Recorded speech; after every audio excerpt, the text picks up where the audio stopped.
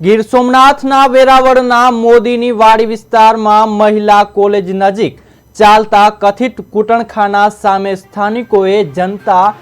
Red કરતા ચકચાર મચી ગઈ છે। એક અઠવાડિયા પહેલા પોલીસને જાણ છતાં કાર્યવાહી ન થતા સ્થાનિકોએ જાતે પગલું ભર્યું હતું। પોલીસને સતત 6 ફોન કર્યા બાદ 7મા ફોન પર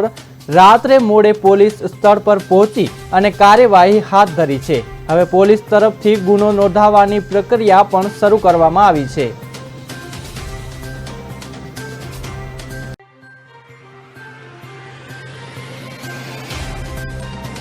પોલીસને બાતમી હકીકત મળેલ એ કોલેજની પાછળના વિસ્તારમાં રામપુરા ચોકીના વિસ્તારમાં વાડી વિસ્તાર કહેવાય છે, ત્યાં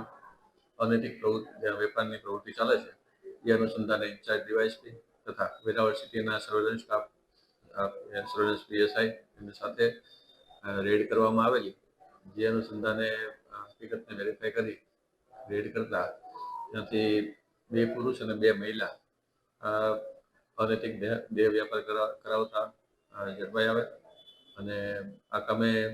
ભોગ બનનાર છે એને બહારથી બોલાવી અને તેની પાસેથી નાણાં